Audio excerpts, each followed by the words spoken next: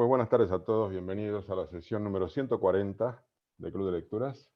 Y hoy la dedicamos En defensa del error de Catherine Jules, es la tercera sesión.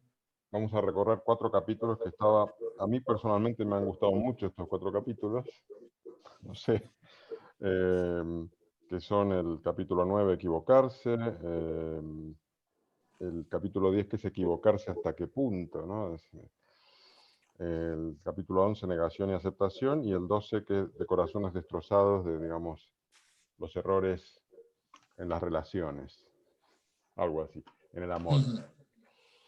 Bueno, pues comenzando con esta parte, que es la tercera parte, la experiencia del error. En esta tercera parte, Catherine Jules recorre la trayectoria emocional del error, desde la experiencia de darnos cuenta del mismo, hasta el modo en que puede transformar nuestra visión del mundo, nuestras relaciones y a nosotros mismos. Hola, Margarida. Hola, Capítulo... ¿Qué tal? Buenas tardes. todo bien, gracias. Muy bien. Bueno, capítulo 9, equivocarse. Este capítulo se ocupa de lo que sucede durante el error, del momento en el que la sensación de tener razón pasa a ser la sensación de estar equivocado, ¿no? Y aquí Blanca destacaba varias ideas fuerza. Asumir nuestras equivocaciones es decisivo para nuestro desarrollo moral e intelectual. El simple hecho de saber que podemos estar en un error raramente basta para hacernos cambiar. Muchas de nuestras creencias se van debilitando con el tiempo y acaban por desvanecerse o por reconfigurarse hasta resultar irreconocibles. En general, nuestras creencias cambian demasiado deprisa o demasiado despacio para aislar el encuentro efectivo con el error. La memoria sirve con frecuencia a la función casi mágica de hacer que nuestras equivocaciones se fumen discretamente. Cuando una creencia se ha venido abajo y no tenemos nada para reemplazarla, entramos en el terreno penoso de confusión pura. La pérdida de la fe religiosa nos enfrenta a dos teorías del mundo diferentes e incompatibles, a un espacio de error sin resolver. Ante el error radical, no es únicamente el mundo lo que de pronto parece incierto, desconocido y nuevo, es también el yo. Este duelo de identidad que surge al experimentar plenamente el error, también puede ser redentor.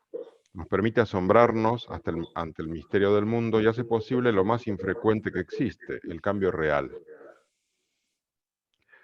Reconocer nuestros errores es una habilidad intelectual y emocional, y como tal evoluciona a la par que nuestro desarrollo cognitivo y psicológico.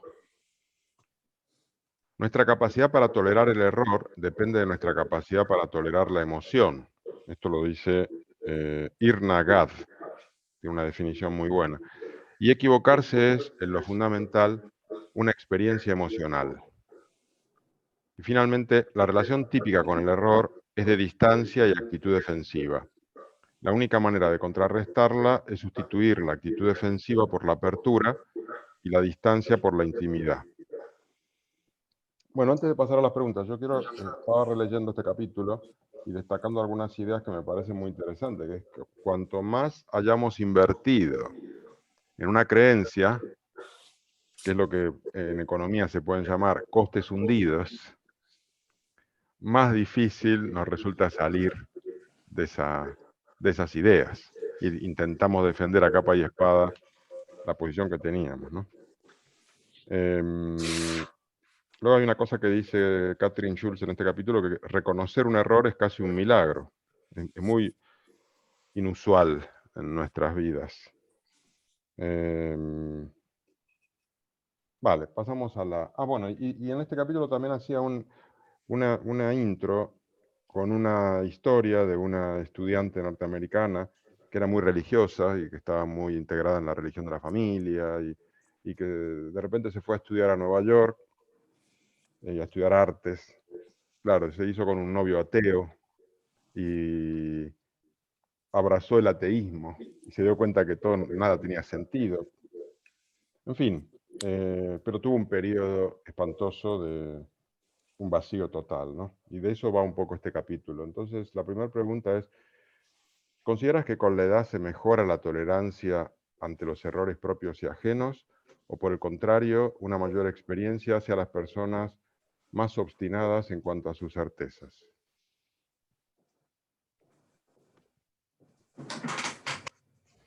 ¿Os hacéis más blandos o más rígidos? Bueno, yo creo que más blando, vamos, sin ninguna duda. O más indiferente, no lo sé.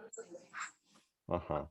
No te queda otra que ser más blando, porque, bueno, ya te has llevado muchas sorpresas, te has llevado a muchas situaciones complicadas, muchas frustraciones, muchos cambios en ti mismo y en las personas que te rodean, en las situaciones.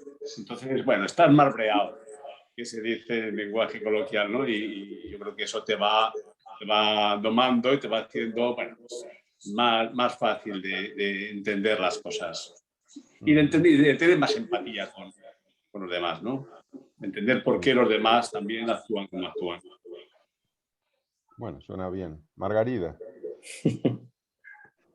Sí, yo quería decir que creo que realmente va de la actitud y personalidad de cada persona, ¿no?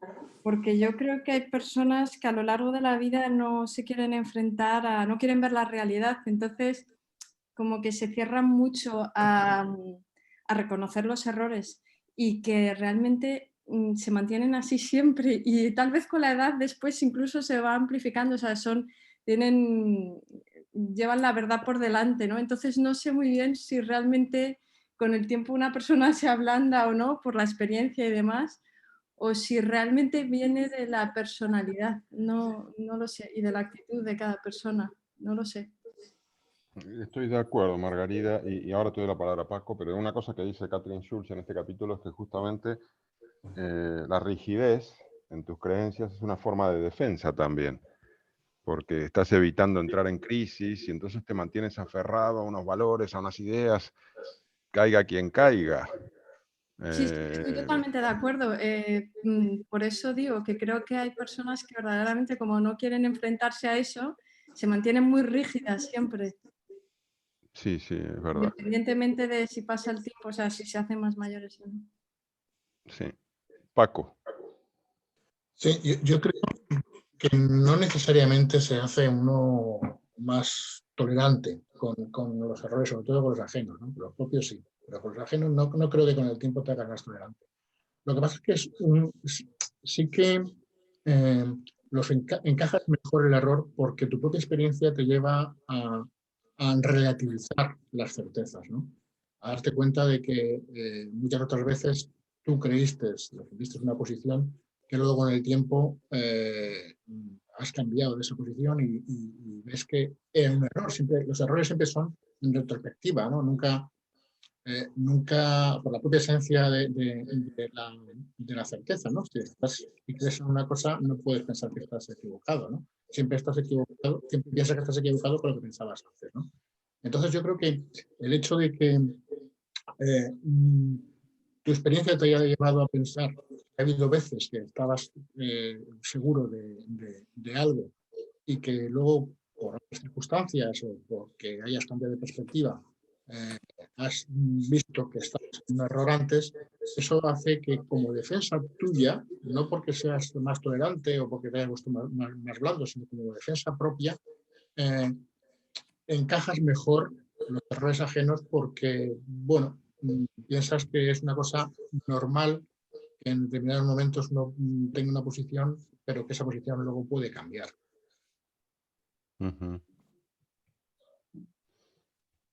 Sí, Joan.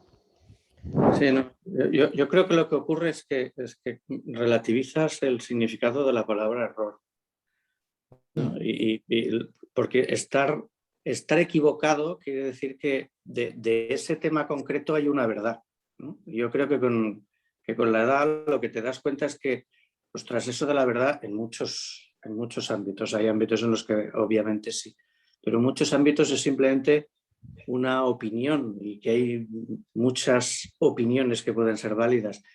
Yo del capítulo lo que no me ha gustado es esa idea de que la chica de la que habla, la estudiante de la que habla, Jorge, en un momento determinado se da cuenta de su error ostras, yo no sé si estaba errada cuando creía o cuando no creía. Es decir, yo creo que no estaba errada ni en un caso ni en otro, ¿no? Es un poco esa idea del error, es, bueno, hay una verdad y yo estoy equivocado. Y hay muchas cosas en las que no. Y cuando te vas haciendo mayor entiendes que hay 1000 formas de hacer las cosas, hay 1000 formas de verlas.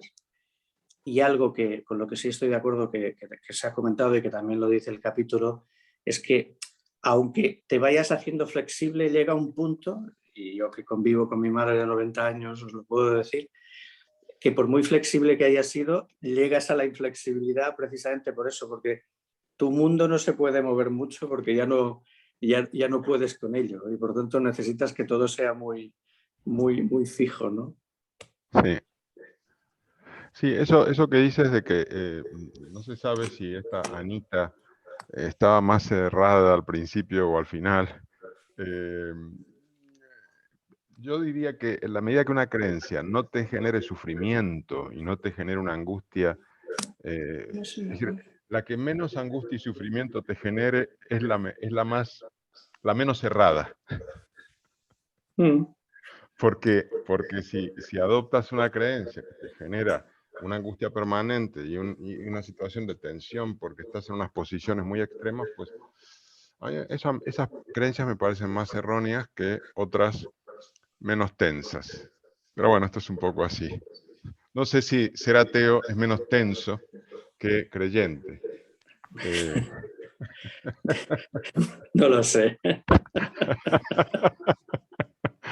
Pilar o Julio. Pero de Sí. nuevo, no es ni erróneo, ni correcto, ni bueno, ni malo. Es, evidentemente hay cosas, el cielo es azul, si alguien lo ve amarillo está equivocado. Pero hay muchas cosas en las que el concepto de error... Sí. A ver, Pilar y Julio, creo que los dos levantaste. Sí, bueno, está bien. Yo creo que a veces tampoco, no son errores. En el caso concreto de esta parte del libro, yo pensaba, en ese momento de su vida esas creencias han sido válidas para ella, por tanto eso no es un error tampoco. En el momento en que estamos en posesión de la verdad, estamos ya errando, ¿no? Y en el caso de esta chica, si le han valido sus creencias en la primera parte, bien, no es un error. Y si después es atea y le siguen valiendo, tampoco es un error, ¿no? Yo esa parte también ahí me estuve planteando muchas cosas. Sí, lo que pasa es que si tú tienes creencias que te hacen pensar que el que no las cree es una persona que se va a ir al infierno, que es un malvado, que es alguien que está ocupado por el pecado, pues no sé hasta qué punto colabora tu integración en la sociedad de una manera más amable. Yo creo que hay creencias que te enfrentan y hay otras que no te generan tanto problema de socializar. Entonces ahí es por donde veo que puede haber creencias más erróneas. Pero bueno, es meterse en un terreno... Sí, Es que Mejor lo estamos dejamos ahí. hablando de... perdón, ¿ibas a hablar, Joan? Joan, ¿ibas a decir algo? No, perdona. No, que desde luego el tema de la religión, de las creencias religiosas, es uno de los más evidentes en este tipo de cosas que estamos hablando. En el político también, ¿no? Para determinadas personas, las ideas políticas pues, juegan un papel muy parecido al de la religión. Pero yo creo que muchas veces estas cosas también están vinculadas al tipo de relaciones personales que uno ha establecido. Es decir, las ideas religiosas pues, están inculcadas por un ambiente familiar, no cabe duda. Y entonces, cuando uno se plantea, yo creo que todo el mundo en su adolescencia, en su juventud, pues se ha planteado las creencias religiosas que tiene. Pero claro, cambiarlas significa romper, es muy difícil. Yo me imagino el papel de esta chica, romper con su familia, romper con el ambiente que le ha servido de apoyo durante toda su infancia y juventud.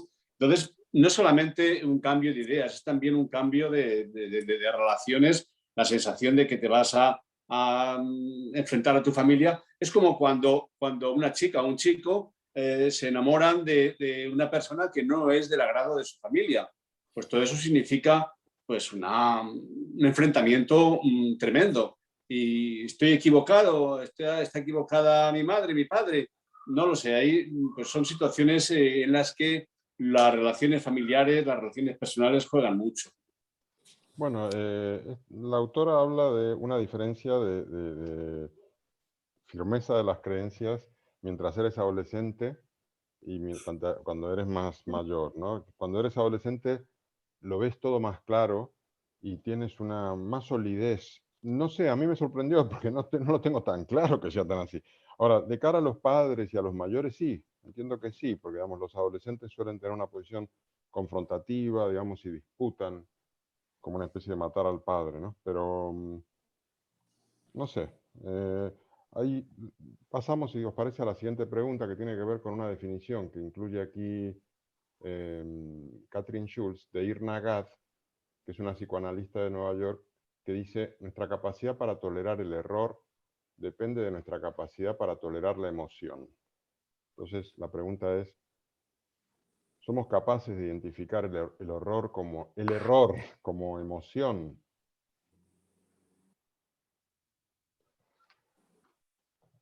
No sé, ¿qué decís a esto? ¿Somos capaces de identificar el error como emoción? Bueno, Yo, somos capaces de identificar la emoción que nos produce el error, yo diría, obvio. sí, sí. De nuevo, y al final acaba llegando aquí el libro, pero más que error en el sentido de aceptar o no, está hablando, además en este capítulo especialmente, está hablando todo el rato de cambio. Y evidentemente el cambio, cuando tú cambias no tiene, y yo en lo que estoy en desacuerdo es cuando tú cambias no necesariamente es porque antes estés equivocado, sino porque cambias y el cambio es bueno y es natural y es la vida es cambio, ¿no? Pero lo que sí es cierto es que cualquier cambio, es decir, cualquier cambio de lo que sea, te produce, bueno, muchos sentimientos, mucha emoción, ahí hay mucho. Y como en este capítulo continuamente está igualando el cambio, la estudiante esta en realidad no estaba ni equivocada ni no, como decimos, simplemente cambia. Y por tanto, cuando cambias en algo tan fundamental que, como tú decías, Jorge, es lo que te hace relacionarte con los demás, pues ahí hay un tsunami de emociones. Sí, sí, sí. Estoy de acuerdo. Julio, micrófono. Ahora, estoy pensando en situaciones concretas de la vida, ¿no? Por ejemplo, en un proyecto de trabajo. Cuando una persona en un ambiente laboral pues tiene la posibilidad de desarrollar un proyecto y a veces ese proyecto pues tiene riesgos evidentes y tiene gente que se opone a él por razones distintas, por principios, por razones económicas, por lo que sea, ¿no? Pues defender esas ideas es a veces muy complicado y depende del grado de seguridad que uno tiene en sus ideas, sus proyectos, en esa idea que ha lanzado, el que bueno, pues pueda desarrollarlo o no. Si tiene suficiente seguridad y luego las cosas pueden salir bien, mal o regular. Entonces, enfrentarte al bochorno de un fracaso en el medio laboral o enfrentarte al éxito y la sensación que otros pueden tener de que las cosas, en fin, han derivado distinto a como ellos pensaban, no sé. Este tipo de situaciones yo creo que son también complicadas. Sí, me haces acordar, por ejemplo, en la universidad, que muchas veces nos mandaban a hacer proyectos en equipo. Entonces éramos equipos de 3, 4 personas. Era una experiencia terrible. Y sobre todo porque, claro, tú intentas defender tu oportunidad de tener una buena nota y si el equipo no está haciendo lo que tú crees que tiene que hacer, pues se producen unos enfrentamientos, unas divisiones, unas peleas. Yo me acuerdo haberme peleado en el medio de una entrega, separado, luego, no sé, unas cosas horribles, que ahora lo pienso hacia atrás y digo, fue un error, pero es difícil. En fin.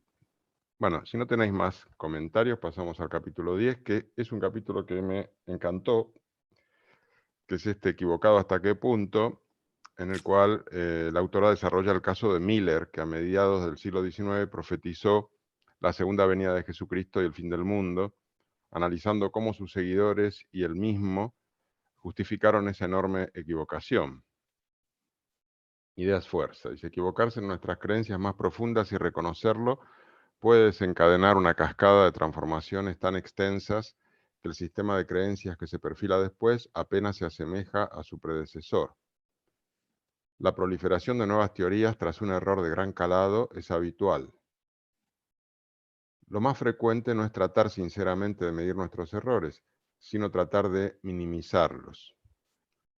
Empleamos excusas justificativas, los peros erróneos, ¿no? Como fallar por poco, la aparición de algo imprevisible, externalizar nuestros errores o ampararnos en el más vale prevenir que curar. En ocasiones se llega a admitir el error, pero se persiste en la creencia. El caso de Miller. Acepta que se equivocó de fecha, pero sigue convencido de que son los últimos días.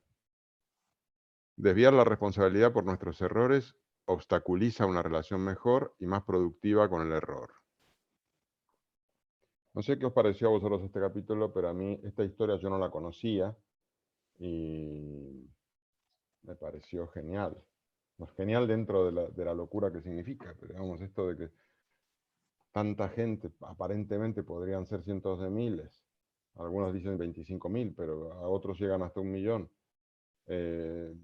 Se creyeron lo del fin del mundo el 22 de octubre de 1844 y muchos de ellos se desprendieron de sus propiedades, abandonaron sus campos, regalaron sus cosas y se fueron preparándose para ese viaje al cielo y luego se dieron cuenta que no, que tenían que seguir. Yo no sé, yo creo que esto merecería una película, ¿no? Yo no sé si esto lo conocíais vosotros. No, pero... yo no lo conocía y lo que más me ha impactado es que estamos hablando de 1800 y algo, es decir, sí, mediados del siglo XIX, sí. Claro, ni internet ni nada, es decir, ahí el que fuese gente en muchos países y de muchos estratos sociales, ostras, la comunicación y que tenía que haber ahí, es decir, realmente tenía que ser algo muy de mucho impacto para que en esas fechas llegase a tanta gente, ¿no?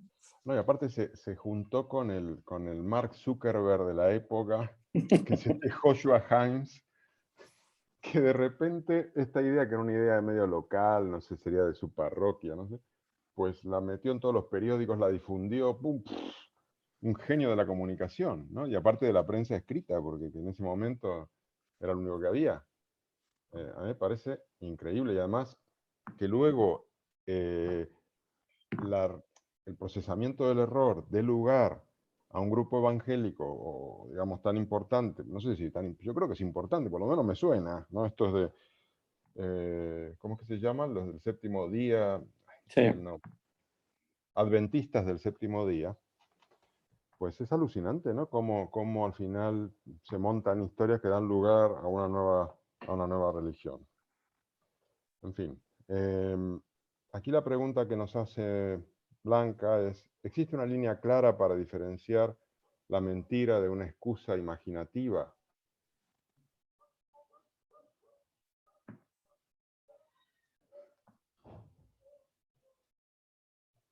Es decir, cometemos un error y creamos una excusa imaginativa. ¿Se diferencia de la mentira? Estaba pensando, a mí sí, la verdad es que me ha impactado también la historia de este hombre, que había ido a hablar en algún momento de ello, pero no tiene una información tan clara, ¿no? Pero estaba pensando en otra gran mentira mucho más reciente que todos hemos vivido.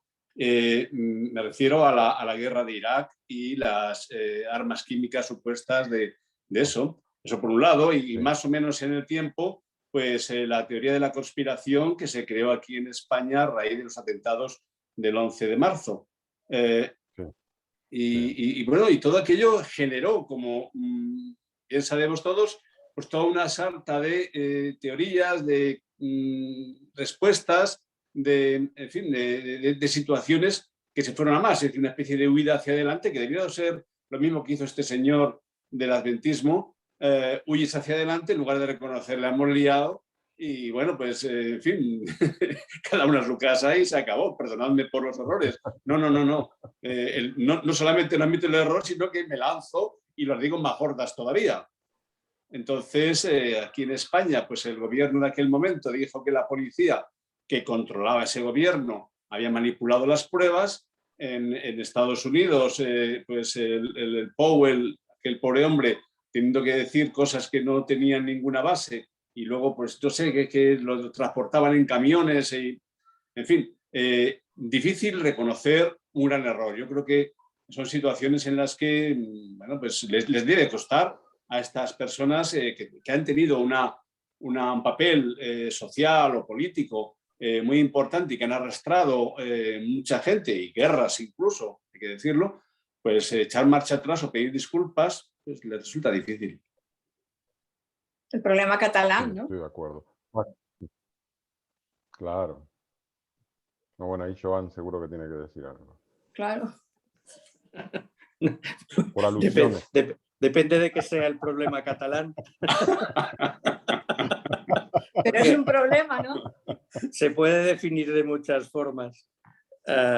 No, He pero, dicho el problema, no el error, ¿eh? lo sé, pero el problema depende, volvemos a lo mismo, ¿eh? El problema depende de quién lo defina, lo definirá de una forma muy distinta. Y por tanto, donde unos ven un problema, los otros no lo ven, y donde los otros ven un problema, los unos no lo ven. Pero volviendo a cosas como lo del 11M, etcétera, es que yo a veces creo que alguno hay que es más inteligente que la media y se da cuenta, pero luego el libro también lo dice, que la teoría psicológica de cuando te ocurre una cosa de esas, hay una fase que es que lo niegas. Y yo creo que tenemos dos tipos de reacción. El que se da cuenta que la ha liado y miente, y el que se lo sigue creyendo a pie juntillas. En el tema este del advenimiento de Jesús a la tierra, etcétera, etcétera, ahora no recuerdo cómo, yo es que los leo en inglés, bueno, ahora no recuerdo cómo lo llama. Y se los seguían creyendo, y él decía, bueno, me equivoca la fecha, pero viene otro día. Otro dice, bueno, ha venido, pero no nos hemos dado cuenta. Es decir, hay gente que realmente se lo cree, ¿no? Y como decía Jorge, incluso crean una nueva religión. Y luego está el que la lía, sabe que la ha liado y miente, entra en negación. Yo creo que en este capítulo entra mucho en psicología, ¿no? En todos las excusas, ¿vale? En realidad las excusas lo que va desgranando son distintas formas de reaccionar a eso, ¿no? A una situación en la que te encuentras con problemas, desde la negación hasta la mentira, hasta el buscar una explicación que te deje tranquilo, ¿no? Lo que decía Jorge antes, si una creencia me deja tranquilo, pues vamos a tomarla como válida, ¿no? Claro. Muy bien. Paco. Sí, yo tampoco conocía esa historia y también me ha parecido muy interesante. Y dice mucho de la capacidad de la gente de creerse las historias si encajan, ¿no? Como decía Kahneman, ¿no? Que si la historia tiene sentido, pues seguro que es verdad, ¿no? Pues esto es algo parecido, ¿no? Y lo que pasa es que la pregunta esa de si es mentira o son excusas imaginativas, es que, claro, excusas imaginativas es un subterfugio para decir que estás mintiendo, ¿no? Y viene muy al caso el ejemplo que poníais de cómo afecta, perdonad un momento, Sí. del caso del 11M, ¿no? Bueno, eso era una mentira descarada, pero no es que fuera un error porque se pensara una cosa y terminó siendo otra, sino que ya desde el principio se sabía que lo que se estaba contando no se correspondía con la realidad, ¿no? El error quizás fue no calibrar hasta qué punto podía volverse en contra de quien estaba divulgando ese error, ¿no? Pero claro, una vez que cometes el error, como decía Joan, es muy lógico la primera fase de la negación, ¿no? Y hay algunos que todavía están en esa fase. Vamos, ya sabemos que todavía hay algunos que sostienen todavía contra la verdad jurídica, contra la verdad policial, siguen sosteniendo los principios conspiratorios, ¿no? pues bueno, sí, una cosa que enseña el libro es que el error es un camino de sabiduría, ¿no? Siempre y cuando uno aproveche ese error para aprender, ¿no? Para darse cuenta de sí mismo y del mundo circundante, pues la negación de ese error es justamente el instalarse en el error permanentemente, ¿no? Que es lo que ocurre todavía con mucha gente de esta teoría conspirativa, ¿no? Es que yo pienso que estamos siempre en un error permanente, en general, porque nada tiene una certeza al 100%. Entonces, al final hay muchas hipótesis que tenemos en nuestra cabeza que nos permiten funcionar. Yo pensaba en este Miller y decía, vale, el error realmente de Miller es pensar que sus creencias religiosas van a tener un reflejo en la realidad tangible y un día determinado, de octubre de 1844, se va a producir un evento. Yo creo que el error de Miller es pensar que hay una relación entre la realidad y las creencias. Pero es que esa es la base de su creencia. Él cree. Él cree que lo hay. Y cuando luego no sucedió, no lo puede creer. Y tiene que pensar, no, acá tiene que haber otra cosa. Acá debe ser que Dios nos quiere dar un mensaje.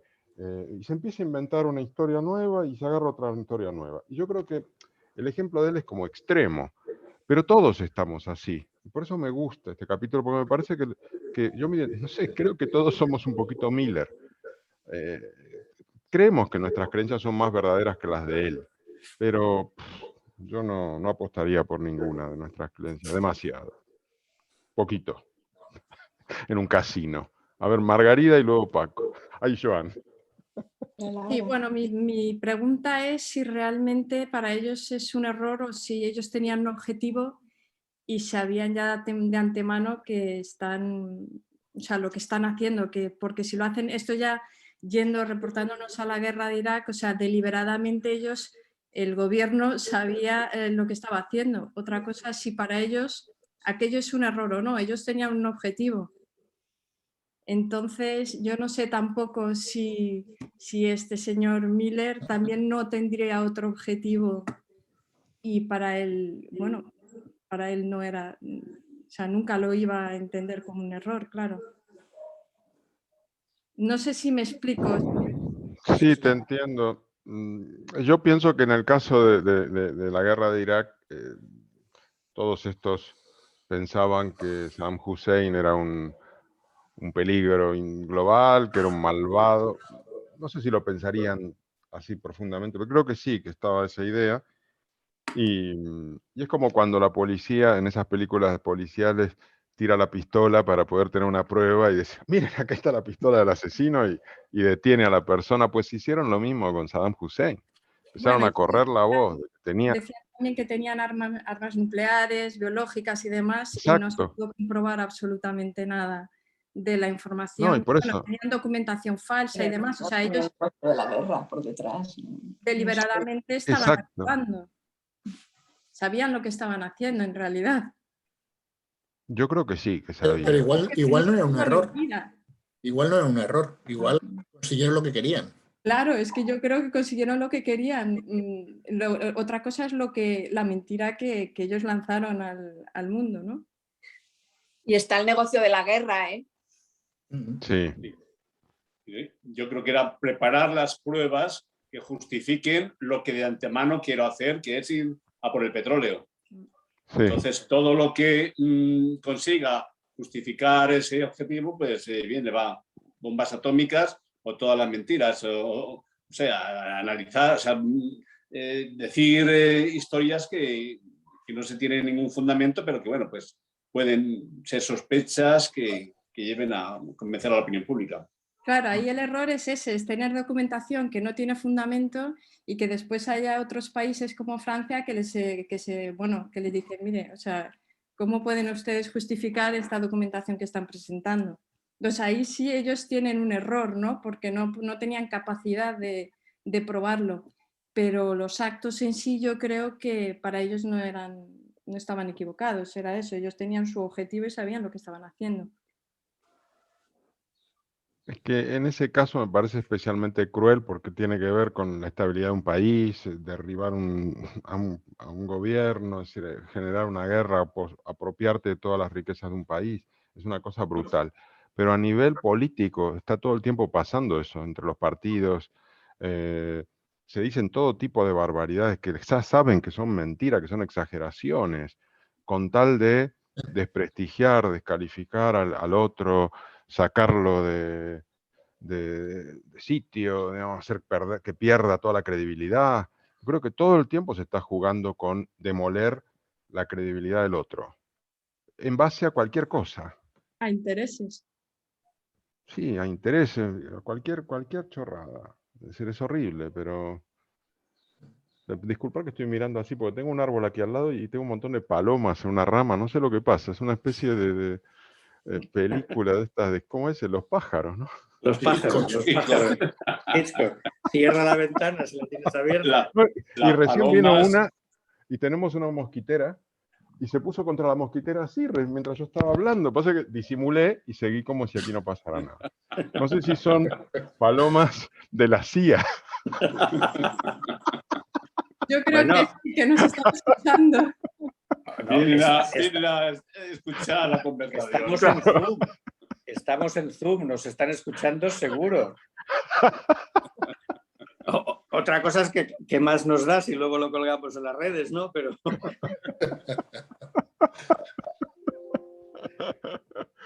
Sí, sí. Muy bien. Bueno, ¿seguimos? Sí. Muy bien. Capítulo 11. Negación y aceptación.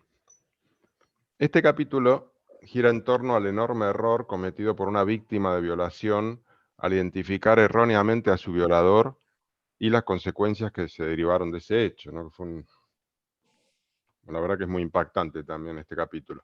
Idea es fuerza. Tratamos las experiencias de nuestras vidas como datos sabidos, no como cosas que requieren verificación. El testimonio ocular es una de las formas más antiguas de prueba legal, aunque actualmente se ha visto rebasada por las pruebas de ADN. Se ha comprobado que los mejores testigos oculares se equivocaron en más del 25% de los casos. La mayoría de las víctimas de delitos violentos que han identificado erróneamente a sus agresores tienen una enorme dificultad para asumir su equivocación. La negación es un mecanismo de defensa que empleamos inconscientemente. Es el rechazo a reconocer la existencia o la verdad de hechos poco gratos. La negación consciente implica engaño consciente. La negación inconsciente implica engaño inconsciente. Es difícil aceptar el horror y la responsabilidad ante un error propio que implica el sufrimiento injusto de otra persona. Bueno, esta historia también es muy impactante, ¿no?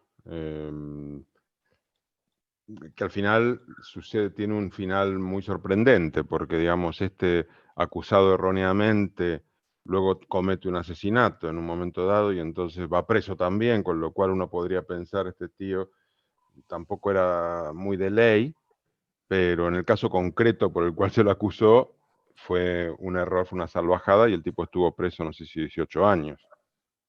Y seguramente yo pienso que ese hecho lo llevó luego a actuar como actuó. Porque si a ti te meten preso 18 meses, yo creo que ya pierdes todo tipo de confianza en la ley, en lo que hay que hacer. Te han puesto patas arriba la vida. Claro. Entonces, bien, entonces aquí la pregunta que hace Blanca es, ¿debemos o no ser considerados responsables de negarnos a admitir que estamos equivocados? A ver, ¿cómo se entiende esta pregunta? ¿Debemos o no ser considerados responsables de negarnos a admitir que estamos equivocados? Bueno, vale.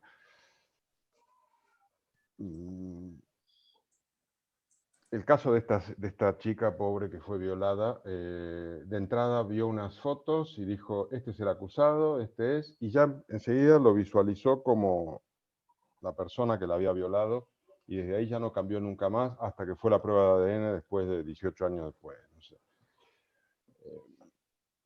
Yo creo que el ejemplo que ella da es de una persona que admitió su error, ¿no? Porque al final lo reconoce, le pidió disculpas, claro, salvo una disculpa un poquito así, absolutamente inútil. Yo pienso Voy que a contar sí. un Sí, caso a ver. brevemente, porque la historia fue larga, pero que es un poco parecida a esta, ¿no? Un poco parecida. Y nosotros la vivimos, vivíamos en aquella época en Vigo. Y entonces allí se produjo un hecho que fue muy sonado, la prensa se hizo eco en primera página y tal. Bueno, y es la violación, los abusos que se produjeron sobre una niña síndrome de Down en el centro educativo donde ella iba diariamente, ¿no? Entonces el sacerdote que llevaba la parte, en fin, religiosa de la historia habló con la niña y la niña no sé cómo le sonsacó esta cierta información de que alguien le había hecho palabras, tocamientos e incluso violación física, ¿no? Y la persona pues, fue rápidamente conducida hacia uno de los profesores del centro. Entonces, automáticamente, pues todas las organizaciones sociales, feministas incluso, de aquella época, que en Vigo tenían ya cierta importancia, pues se movilizaron, aparecieron pintadas en la puerta de este profesor, la prensa sacó en primera página toda la historia y, bueno, pues en cuestión de pocos días fue encarcelado. La historia se prolongó durante mucho tiempo y al cabo de meses, con este hombre ya hundido, a alguien se le ocurrió preguntar si esa niña había tenido una inspección forense médica de su situación, es decir, si había tenido esa violación física, aparte de los tocamientos y tal. Bueno, cuando meses después se le hizo esa prueba, la niña no había sido violada, por lo menos conservaba el himen intacto, y andando sobre este tema, la policía pues llegó a la conclusión de que la niña había exagerado, mentido, no sé, pero por lo menos tergiversado unos hechos, presionada por una insistente presión por parte del cura. Cura que tenía una animadversión personal con este profesor y que, bueno, pues aprovechando un poco este cúmulo de circunstancias, pues acabó como acabó. Varios meses después de toda la historia, ese hombre salió de la cárcel. 8 años, meses. O años, me dice Pilar, sí es posible, ya lo recuerda mejor que yo. Y bueno, pues totalmente libre de cargos y sin más, con la vida hundida. Con la vida hundida. Se tuvo que marchar de la ciudad. La reparación que tuvo fue que en el periódico apareció una especie de esquela en primera página diciendo que, bueno, se disculpaban y no sé qué.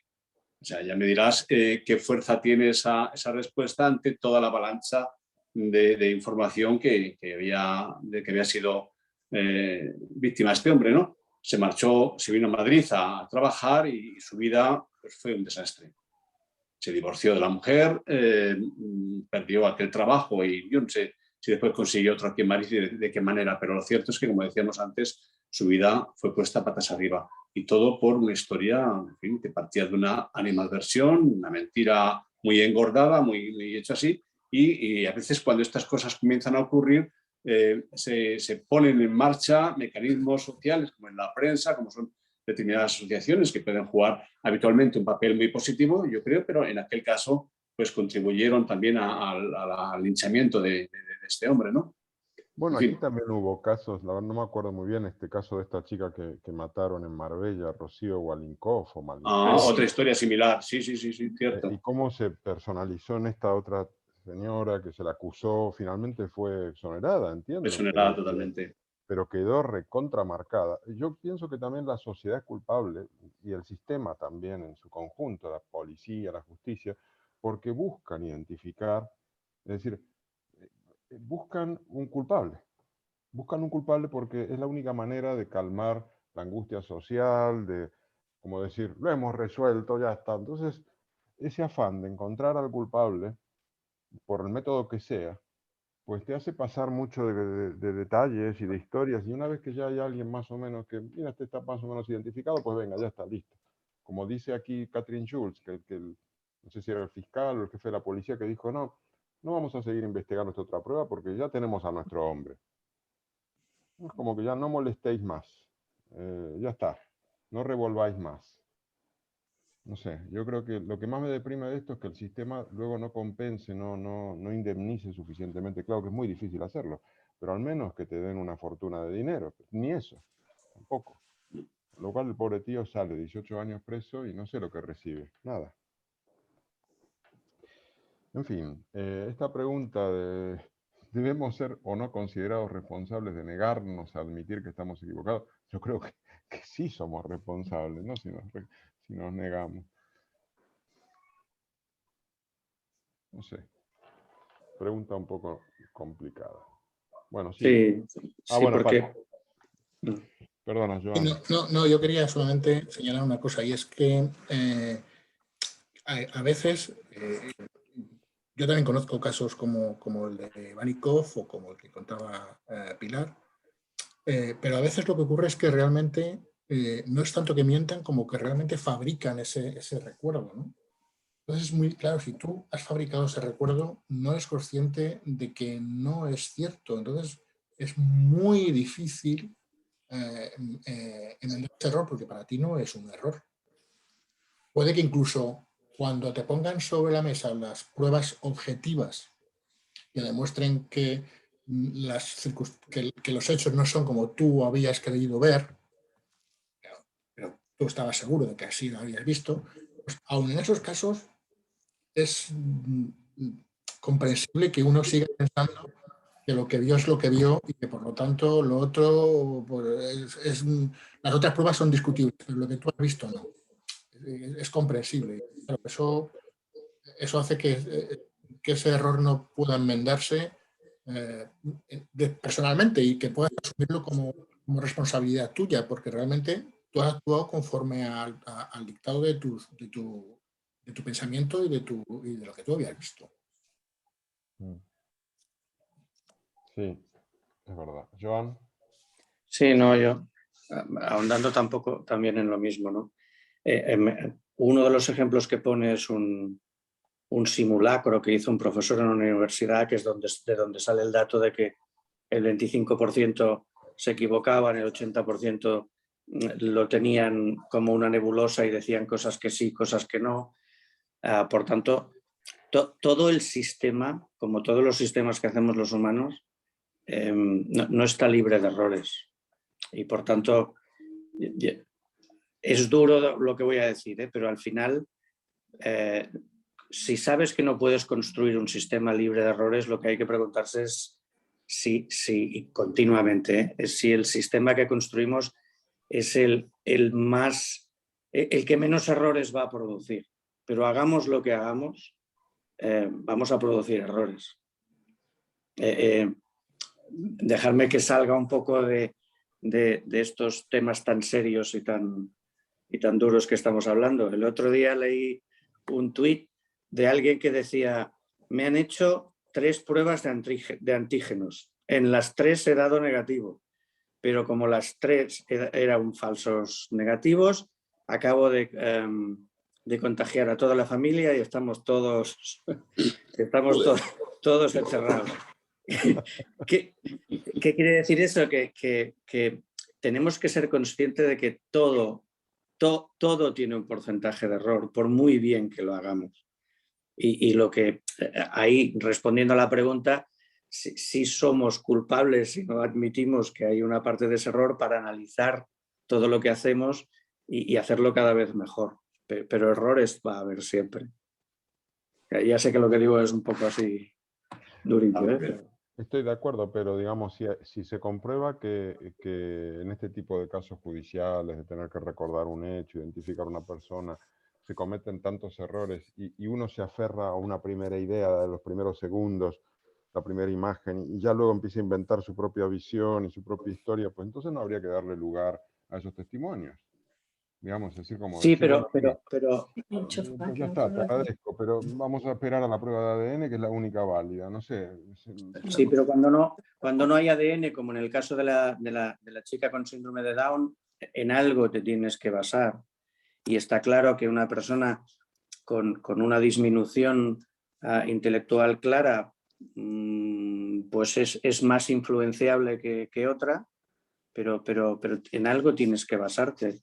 Si no, tendrías que decir, oye, como no tengo pruebas, pues nos vamos todos a casa. Y al final, en el global del sistema, tienes que ver si los errores que se van a producir, seguro, y hay que minimizarlos, No, está claro, ¿cuál es pero el balance?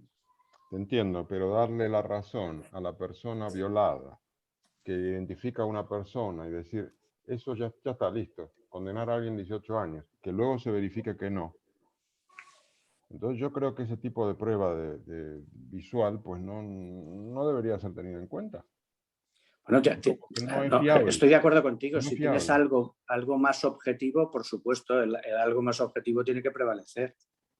Por supuesto. Como... En fin. Ya, ahora se cuenta con el ADN, que es, bueno, un cambio radical, pero hasta aquí encontrar pruebas. Entonces, claro, el testimonio de la víctima es la mayor prueba de cargo que existía. Pero yo creo que y ahora quizá hago un cambio, pero yo creo que es mucho peor que cuando tienes todas las pruebas de este mundo, tienes incluso una filmación o una grabación que han hecho con el móvil los mismos que lo han hecho, y resulta que luego ciertas capas de la sociedad, bueno, pues si no lo justifican, bueno, pues ¿qué se le va a hacer? Y al final no somos como sociedad tan duros como deberíamos ser. Yo creo que es cierto que los errores son muy complejos, pero tenemos casos donde no hay lugar a las dudas y como sociedad a veces no reaccionamos como deberíamos reaccionar. ¿No? El caso de Pamplona, ¿no? y luego están en la calle. Ahora. Sí. Lo cual no te entiendo. Lo que quieres decir es que haya una mano más dura. Lo que quiero decir es al final que estamos analizando unos casos en los que el sistema da error, pero al final en el mismo capítulo, ¿qué ocurre cuando va habiendo pruebas de ADN?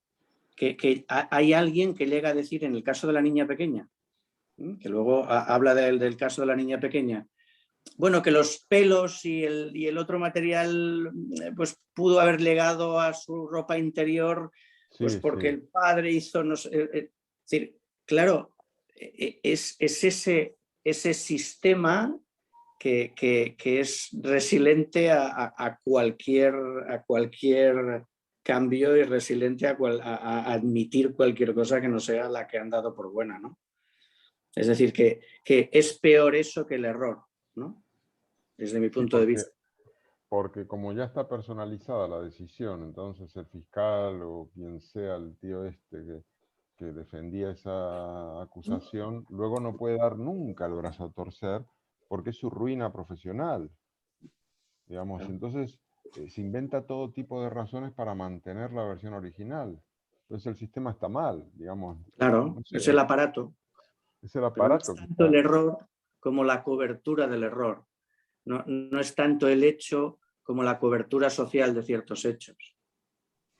Eso es un poco lo que quería decir. Sí. Pues nada. Hoy vamos rápidamente avanzando, ya llegamos al último capítulo. Vamos a poder terminar antes que se vayan Pilar y Julio. Sí. Este es el capítulo de los corazones destrozados.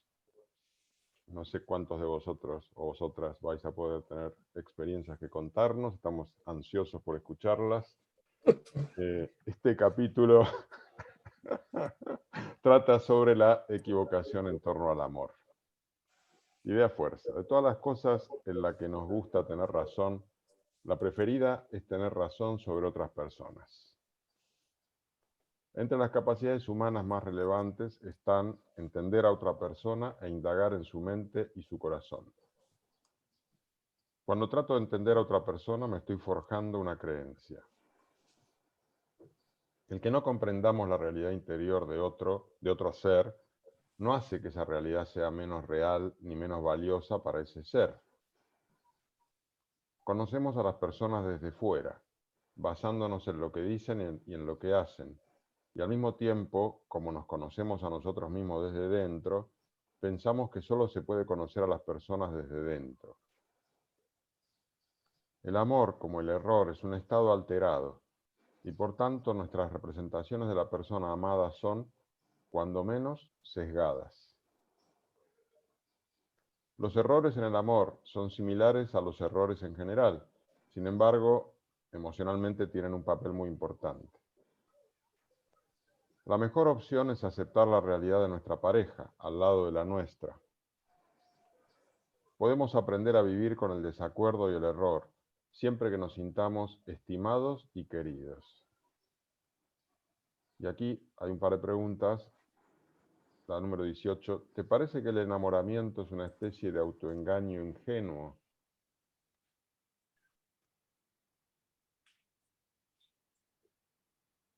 A ver, contadnos vuestras experiencias. Julio. ¿Qué quieres? ¿Que te cuente cómo me enamoré con 18 años? Ya no me acuerdo.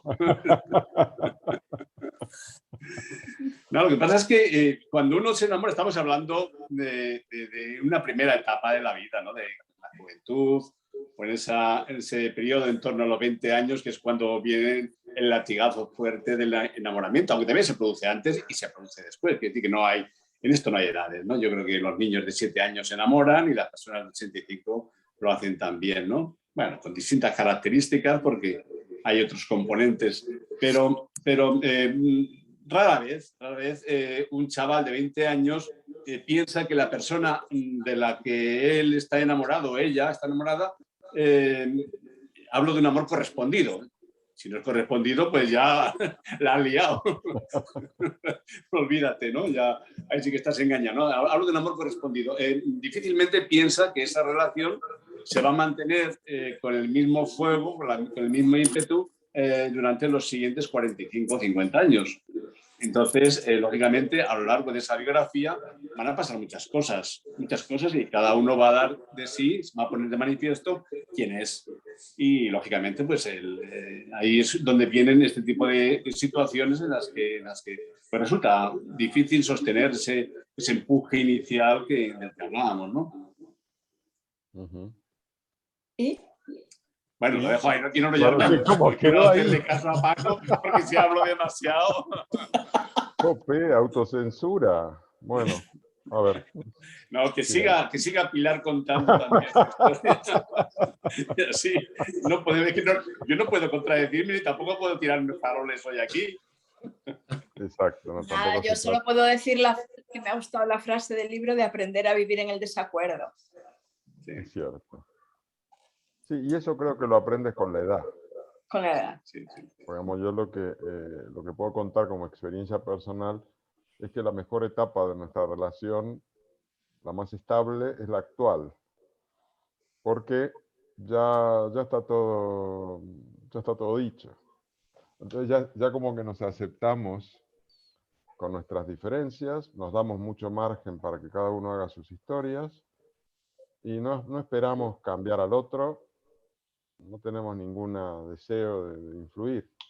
Ya pasamos por esa fase que fueron más ríspidas. Yo pienso que, no sé, pero mi experiencia es así, es decir, es una etapa inicial en la que estás muy enganchado, luego te empiezas a desilusionar, luego ya estás pensando que te tienes que separar como cuerno sea, esa fue la historia nuestra, y al final encuentras como un punto de encuentro. No digo que esto tenga que ser así, supongo que habrá gente que efectivamente se separa y eso es mejor, ¿no? Pero estoy de acuerdo con que con la edad te vas haciendo más comprensivo de la individualidad del otro y la relación mejora. No sé, por lo menos esa es mi experiencia. Hombre, es evidente que la fuerza de ese enamoramiento que se tiene en las etapas iniciales, pues se matiza muchísimo y se mitiga, ¿no?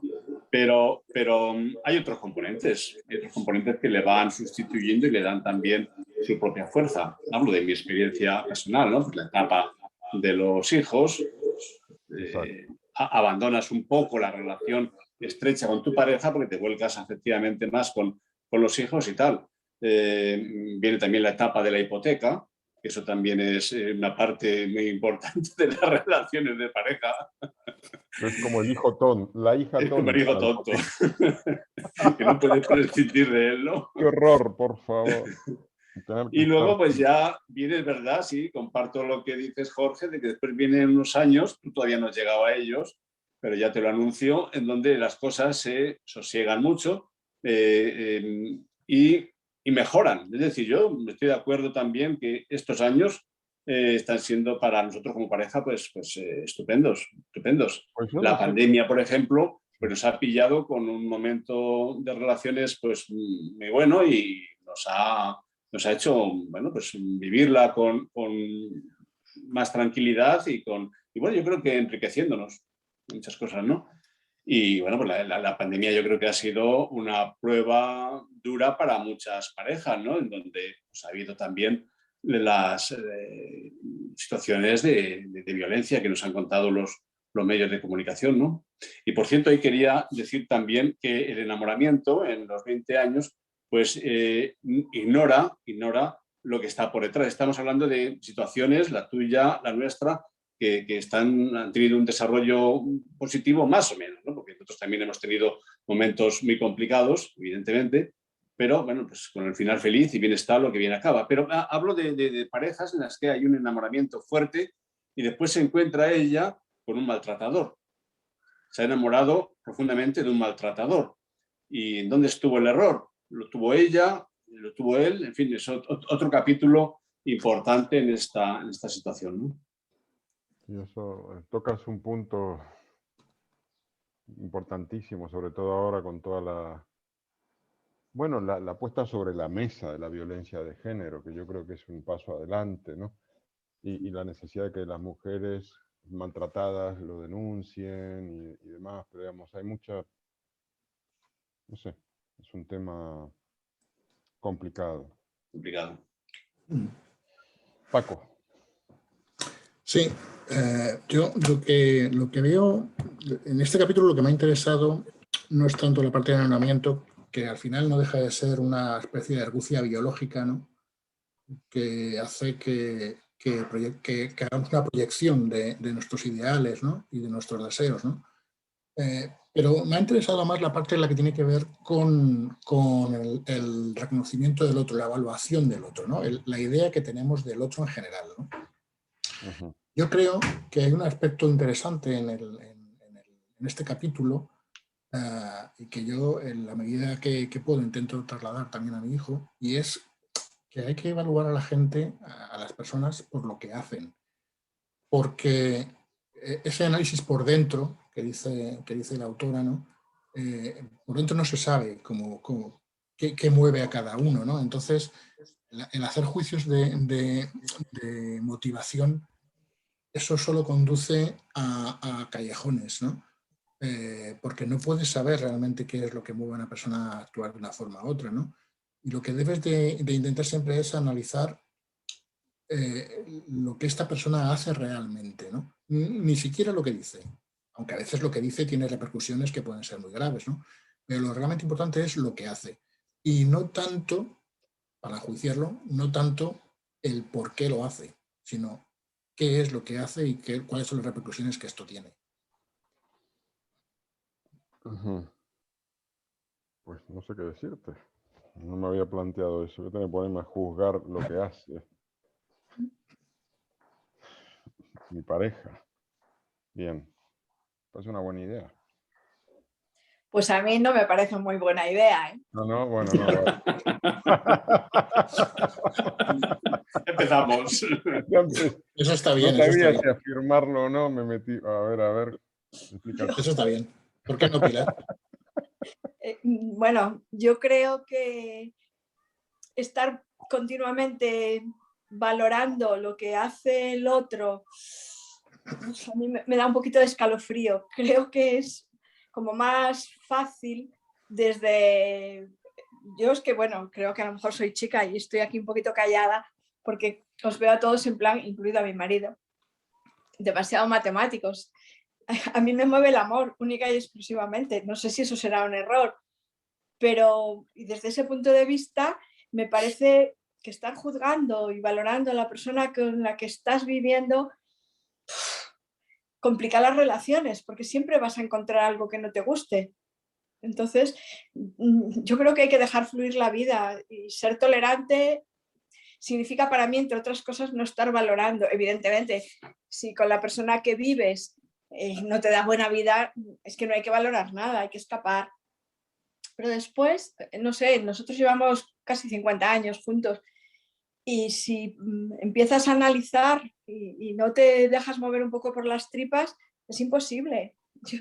Es que, no sé, además es que desde que yo empecé a salir con Julio, que teníamos eso, poquísimos años a hoy, es que no somos las mismas personas. Es que yo he ido cambiando y él ha ido cambiando y o adaptas la relación de pareja a esa nueva situación o es imposible. Me parece a mí, yo no soy la misma y creo que cada vez de vez en cuando soy otra persona y él es otra persona y si no es eso, un amor infinito, no me encajaría con él, aparte de todas las putadas y las dificultades que te va dando la vida por el camino, ¿no? Uh-huh. No, muy buen punto, Pilar, nos has dado un... No sé, Paco, si quieres contestar a esta No, vamos a ver. Perdóname, Paco, también respeto tu idea, no. pero hablo desde mi corazón. No sé. No, sí, vamos a ver, sí, me parece que tienes razón, ¿no? Que es importante la parte de las tripas, ¿no? La parte del sentimiento, ¿no?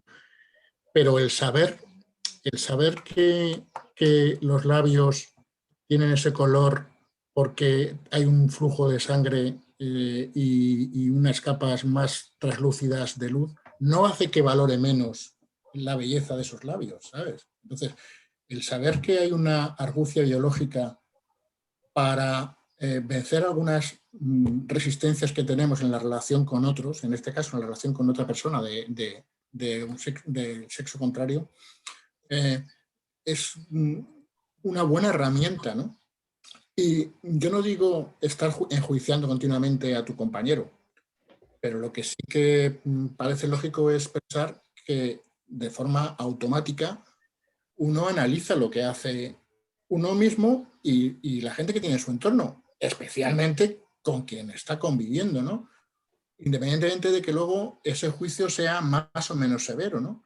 Pero por eso decía que en general, y no me refería solo a la relación de pareja, en general creo que hay que analizar sobre todo los hechos, las cosas, las acciones de esas personas y no tanto lo que creemos que hay detrás de esas acciones. Y eso se ve clarísimamente cuando estamos hablando ya no de una relación sentimental, donde hay un factor ahí mucho más difícil de controlar emocionalmente, como cuando estamos hablando de política, por ejemplo, o de una discusión religiosa. Ahí entran esos factores, ¿no? Que son a los que me refería en el sentido de que analicemos las acciones y no tanto lo que creemos que mueve a la gente para hacer esas acciones. Bueno, quizás, Paco, lo que estás diciendo podría servir también como respuesta a la siguiente pregunta, ¿no? Que es, ¿te parece difícil aceptar el desconocido mundo de nuestra pareja? Entonces yo diría, tu respuesta es, no me voy a meter en el desconocido mundo de mi pareja, lo voy a considerar una caja negra, simplemente voy a mirar sus acciones. No sabes qué pasa. No, vale, perdón. Sí. Yo no quiero decir que me sienta ajeno a eso, que lo considere una caja negra, no. Lo único que digo es que realmente muchas veces uno comete el error de atribuir unas motivaciones a los actos que no necesariamente son los que son los reales, ¿no? Si estamos andando y una persona me pisa, puedo pensar que me ha pisado a posta o puedo pensar que ha sido pues, un accidente, ¿no? En función de lo que piense, pues me mostraré una repulsa u otra, ¿no? Pero en cualquier caso, lo que me debe de importar es que me ha pisado y que tengo que procurar poner el pie en otro sitio para que no me vuelva a pisar. Y eso vale también para la relación de pareja, ¿no? Si realmente o vives con una persona, naturalmente que conocer a esa persona es parte de la aventura de la vida, ¿no? Lo que pasa es que yo sí que creo que tiene que haber parcelas que son de esa persona que no necesariamente tienes que intentar aprehenderla, ¿no? Sino que, bueno, que tienes que dejar cierto margen de desconocimiento de lo que esa persona es para ti. No sé si me estoy explicando. Sí. Perfectamente. Creo que vas aprendiéndolo con el tiempo y es fundamental ese margen y tiene que ser máximo. Margen total. Si no, la pareja no chirría al final. A ver, Joan. Sí, yo quería ahondar en lo que ha dicho Pilar antes, ¿no? De que cambiamos. Además, cuando una pareja está muchos años, no eres... A la pregunta habla de conocer a tu pareja, pero durante todos esos años, al primero que tienes que conocer es a ti, ¿no? Antes decía Julio, hay una época en que te olvidas de tu pareja y te centras en los hijos, ¿vale? Coincido absolutamente con él. Además, en mi caso, por circunstancias especiales, eso fue muy evidente y muy intenso. Y cuando sales de esa época, que quizá es la época de más cambio, porque es la época en la que menos día a día hay, porque lo dedicas a los chicos. En nuestro caso, cuando acabó esa época, yo me miré a mí mismo al espejo y dije, ¿quién es este? Este no es el que era hace 20 años, este es otro. Y por tanto ya no es conocer solo a la pareja, es, oye, ¿y quién soy yo? Y hay que reenamorarse y para mí una relación es reenamorarse de vez en cuando, porque las cosas cambian, la situación cambia, el mundo cambia y a veces, como me ha ocurrido a mí, pues no lo consigues, pues ¿qué se le va a hacer, no? Pues ¿qué se le va a hacer?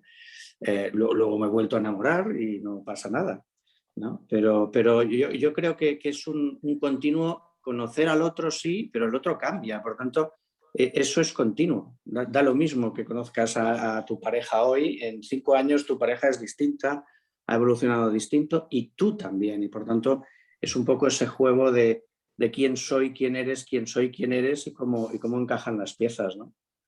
Y respecto al desconocido mundo de la pareja, ¿qué relación tenéis con él? ¿Os preocupa? ¿Os intentáis indagar en él? ¿O lo dejáis que aparcado? Yo creo yo soy un mal ejemplo, pero yo creo que hay 3 mundos, ¿no? El del uno, el del otro y el común. Y hay que construir juntos el común y conseguir que el de uno y el del otro encajen en ese común. Pero hay 3 mundos. Y los 3 mundos tienen que tener su espacio y dependiendo de la época, pues más o menos, luego está el de los hijos, que ya lo he dejado aparte, pero y depende de la época, pues uno tiene más peso u otro, pero en tanto en cuanto encaje, tienes que dejar que ese mundo exista y que sea lo que sea. Pero hay que trabajártelo mucho, ¿eh? Tienes que trabajarte mucho el común. El común.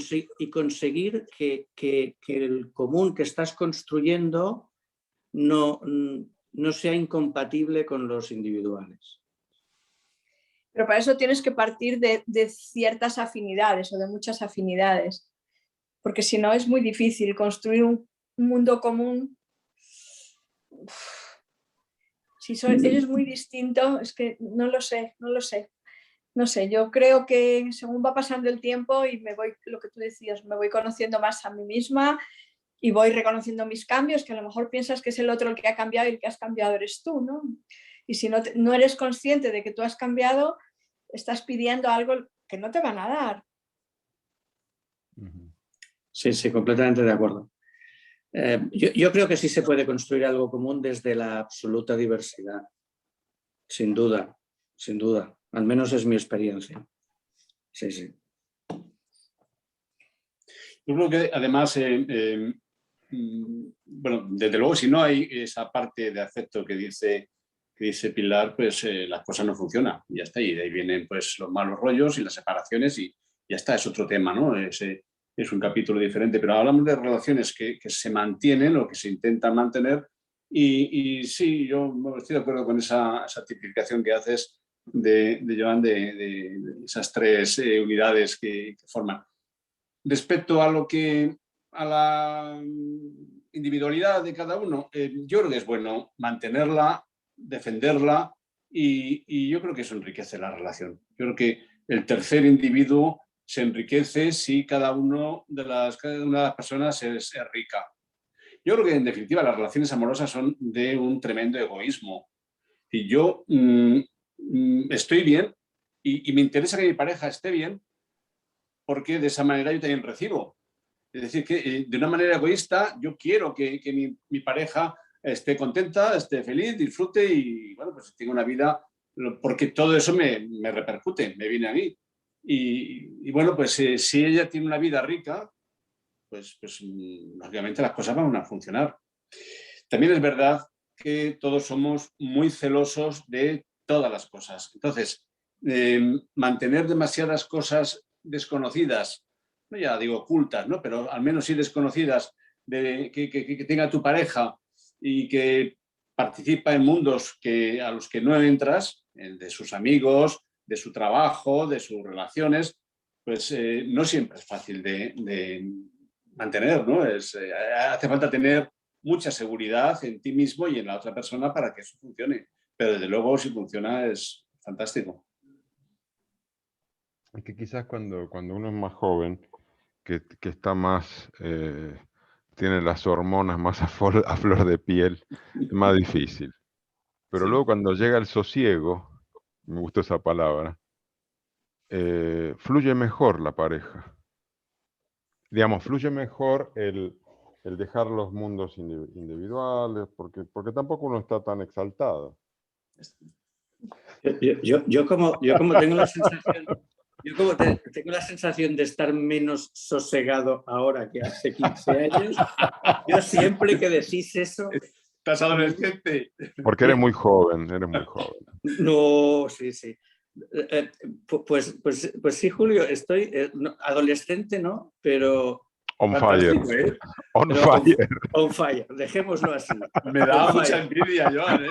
Te lo digo con mal tono, al contrario. No, pero no me malinterpretéis, ¿eh? No, bien. En temas de, ostras, quiero hacer cosas, quiero tener proyectos, tengo mucha más inquietud en 1000 cosas ahora que hace 15 años, sin duda.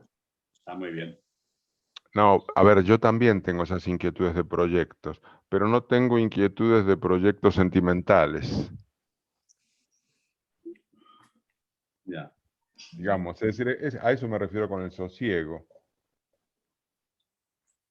Yo como mi teoría, como os he dicho, es que hay que enamorarse. Y lo dejo ahí día. por no seguir avanzando. Sí, sí. Yo lo que digo, para ser coherente con lo que he dicho, y lo dejaremos aquí, como os decía, como mi teoría es que hay que enamorarse, no cada día, pero hay que reenamorarse continuamente, pues también. Pero eso es fácil, como vamos cambiando, tú te vas reenamorando de otra persona. Claro, exacto. Y el equilibrio de los tres mundos que os decía va cambiando. Sí, sí. Yo recuerdo una película que vi en la televisión, pero española, no recuerdo el título, pero a lo mejor la habéis visto, ¿no? Y es un antiguo, no sé si, una víctima del terrorismo que ha tenido un trauma y había perdido su memoria inmediata. Conservaba la lejana, pero la inmediata. Entonces, bueno, pues está en una residencia, atendido por una especie de tutora que le controle, que le sigue, y él se enamora de ella. Pero como su memoria inmediata desaparece, todos los días reinicia el enamoramiento hacia ella y la corteja y le intenta seducir. Entonces ella le acaba diciendo: eres el amante ideal, porque todos los días me renuevas tu cariño. Sí, y dicho esto, lamento dejar esta conversación que está estupenda. Oye, a veces viene bien un pequeño grupo para poder hacerlo más divertido. Yo creo que hemos llegado al final, con lo cual podemos despedirnos. Me he quedado con la duda de cómo se ve todo esto desde Lisboa, pero bueno, no sé. Pues mira, no, yo lo digo porque realmente me está haciendo muchísima gracia, porque creo que estoy en otro espectro de la realidad. Ah, ¿ves? Por eso. Bueno, explícanos, es que somos aquí demasiado viejos. No lo digo, no, yo me identifico mucho con todo lo que estáis diciendo. Lo que pasa es que lo que yo veo en el día a día de hoy es tan diferente, porque creo que como es que hay una crisis brutal de valores, de identidad de la gente joven y demás, que les cuesta mucho, incluso, es que no sé ni explicarlo, por eso no he intervenido todavía, porque es como un vacío. Entonces la gente es como, entiendo un poco lo que decía Paco, porque yo creo que es como una cuestión de gestionar las expectativas, ¿no? Y el tema es que la gente se crea sus ideas en la cabeza independientemente de lo que la otra persona realmente está haciendo o cómo está actuando. Entonces, la persona no te devuelve, pero tú fuerzas a lo que a ti en la cabeza se te está pasando. O sea, tú quieres que algo pase, y aunque la otra persona no esté reaccionando de esa manera, tú eso no lo tienes en cuenta y vas forzando y te vas creando tu película y demás, ¿no? Entonces, no lo sé, creo que hoy en día las parejas, o sea, y con el tema de las redes sociales, o sea, de estas aplicaciones que hay y demás, es como que se fuerzan a quererse, aunque no tengan afinidades, aunque no tengan puntos comunes, aunque no se gusten, pero como la gente también está muy sola, muchas veces me da igual, o sea, yo me voy, esta persona me va a gustar. Es un poco por ahí, no sé muy bien explicarlo. Joan, sí. Joan. No, yo simplemente experiencia propia. Cuando yo me separé / divorcié, mi actual pareja nos conocimos por una de esas redes. Algo que cuando me separé dije: nunca, jamás me meteré en esas aplicaciones.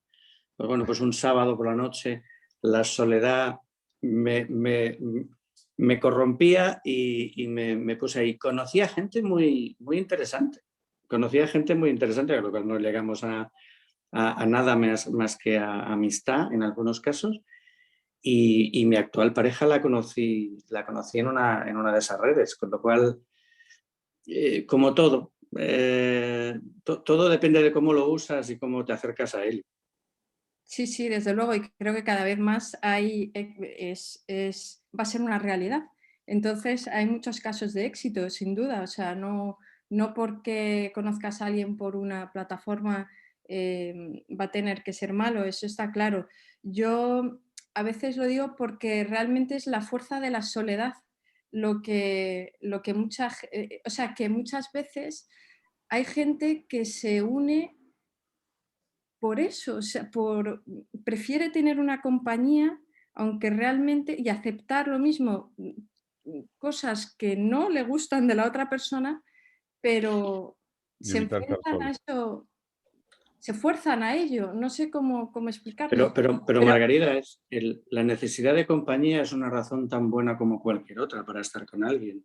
Si a partir de eso eres capaz de construir algo común. Claro. Y eso siempre ha pasado, ¿eh? Adelante. Sí, puede ser, sí, claro.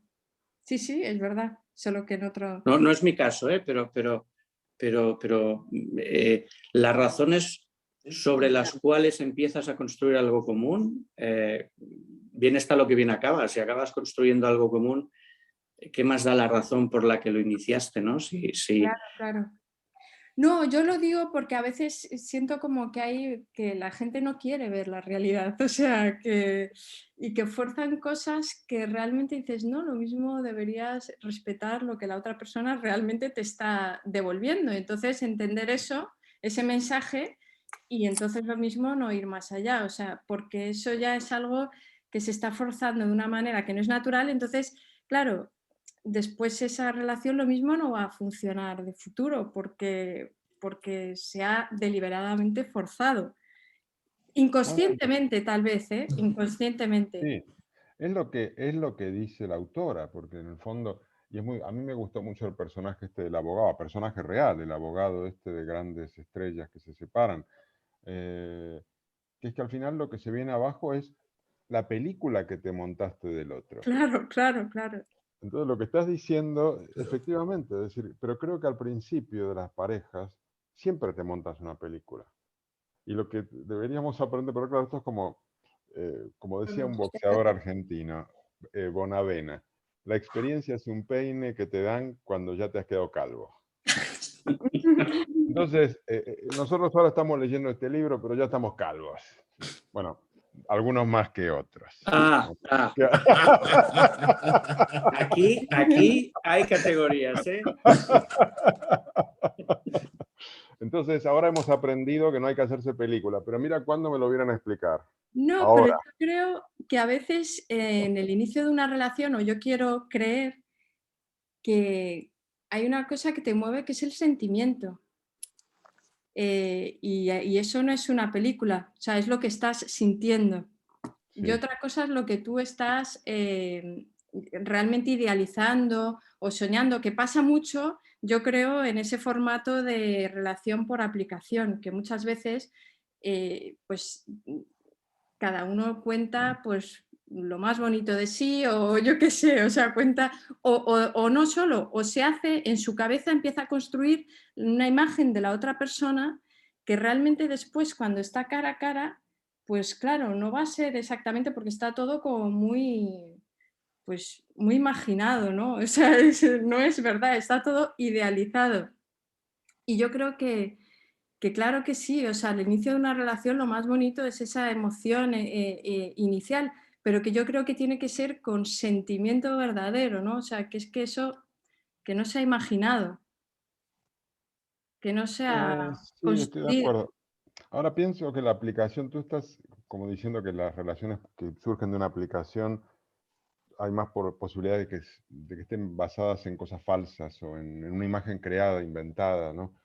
No lo tengo tan claro. Yo veo mis hijas que usan las aplicaciones, porque ahora los chicos jóvenes usan estas aplicaciones, arman citas todo el tiempo. Yo lo veo y digo, jope, esto.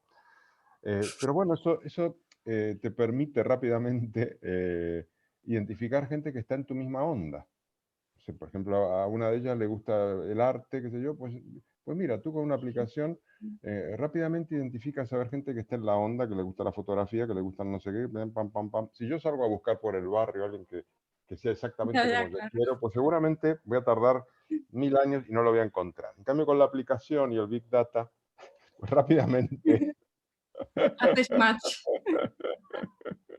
No, claro, es que yo, por ejemplo, estoy justo en ese cambio de generación, ¿no? O sea, yo realmente me considero más hacia el otro lado que hacia el lado de los jóvenes. O sea, a mí no se me ocurre, o sea, es que no ir a buscar uno que le guste el arte, o sea, No, pero no te vengas para nuestro lado, Margarita. Tú quédate del otro lado de la barrera, no cruces todavía. Bueno, yo estoy ahí en el... Todavía no cruces, por favor. Bueno, chicos, os dejamos, lo siento, ¿eh? Vale, ya terminamos. Luego, Pilar, hasta luego. Buen verano. Vale. Igualmente, un abrazo. Un abrazo. No lo hagas, Margarita. Mantente ahí. Vale. No, bueno, no lo sé. Es que, no sé, estas cosas del amor son tan complejas, ¿no? No, bueno, sí, tan personales también. De todas formas, yo creo que hemos hablado mucho desde el punto de vista hemos intentado analizarlo, pero lo estábamos analizando como si estuviéramos analizando cómo es. Pero en realidad lo que estábamos diciendo es cómo creíamos que debiera ser, ¿no? Y la realidad pues choca bastante con nuestros buenos deseos de paz universal. Sí, sí, sí. Sí, Sí, que la no. realidad no es tan bonita, ¿no? Yo creo que no. Yo creo que no. A ver, Joan, que desde su posición on fire. Bueno, el ahora mismo está encantado, entonces. No, yo sí, yo creo.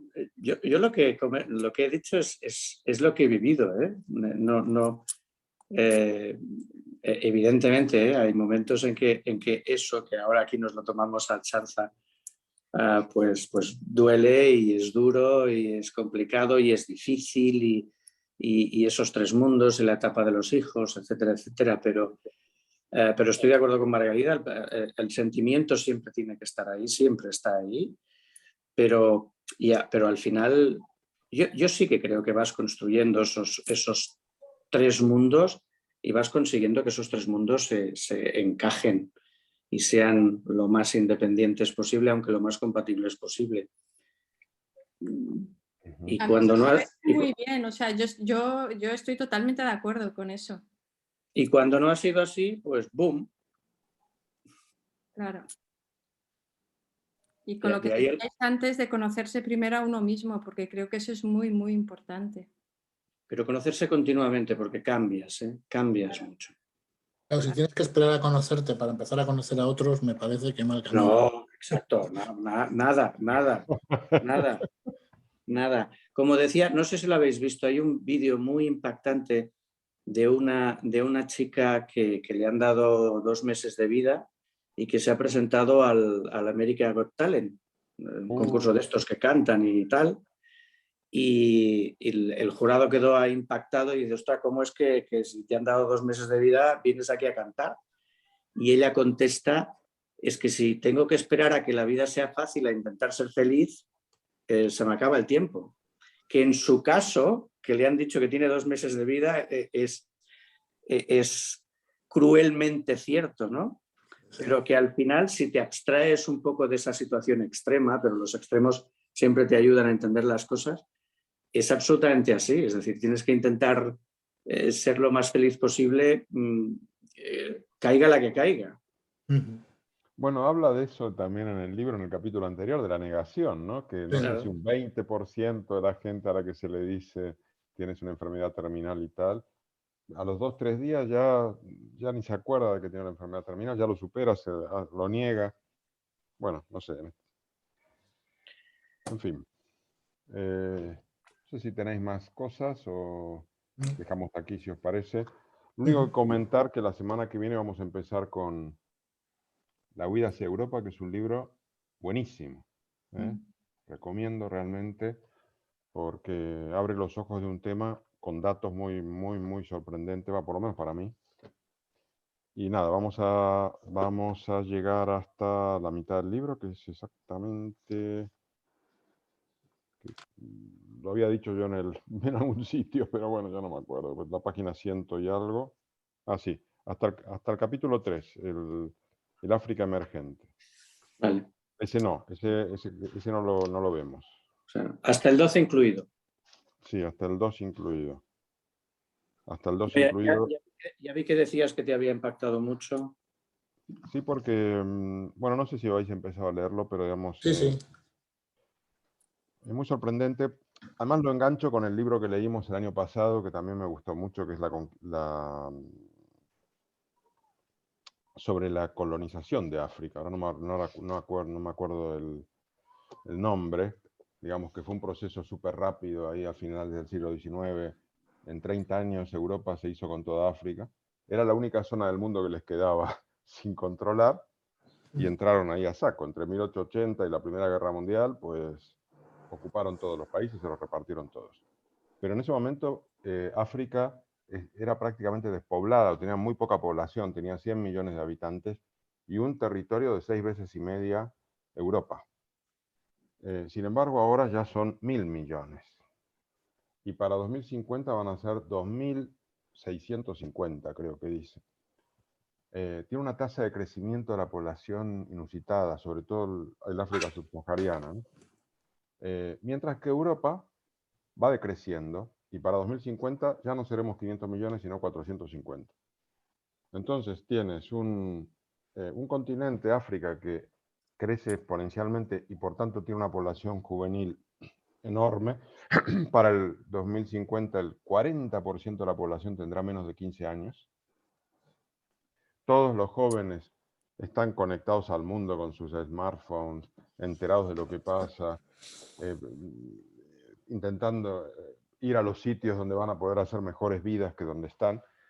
Y por otro lado tenemos una Europa que envejece, que tiene cada vez menor población activa, que tiene que mantener esas sociedades de gente mayor y por tanto necesita mano de obra y gente que venga a trabajar, pero por otro lado tiene terror a la mezcla de civilizaciones, quiere levantar muros. Bueno, a mí me parece un libro anticipatorio de lo que va a ser las futuras décadas de fusión de civilizaciones, en este caso, pero ya por un tema cuantitativo, ya no por me gusta o no me gusta, ¿no? Porque lo que tengo al lado es así, y nosotros minúsculos, y además hay una presión tremenda, muy interesante, y además Sabes que el libro provocó bastante polémica en Francia. Sí, sí. La extrema derecha se apropió de algunos de sus planteamientos. Ah, eso no sabía. Sí, porque bueno, yo llevo solamente un tercio del libro o así, pero lo que llevo es un tanto angustioso, ¿eh? Quiero decir que el panorama que presenta no es un panorama fácil, sino un panorama que es todo un desafío, que va a exigir mucha habilidad y una sangre fría que no es la que está teniendo ahora este continente, vamos. No, claro. Voy a buscar eso que dices de la ultraderecha, porque no me imagino cómo lo toma. Si lo usa para justificar Pues, la necesidad de levantar muros y de impedir la entrada. Es decir que, amenaza, no sé. la amenaza, siempre el miedo, lo de siempre. Lo de siempre, el miedo. Sí. Pues nada, lo dejamos aquí entonces y nos vemos sábado que viene con este libro. Muy bien. Perfecto. Pues un abrazo a todos, Gracias. buena semana. Buena semana. Hasta luego. Hasta luego. Chao. Adiós, chao. Adiós, Margarida. Adiós, chao, gracias.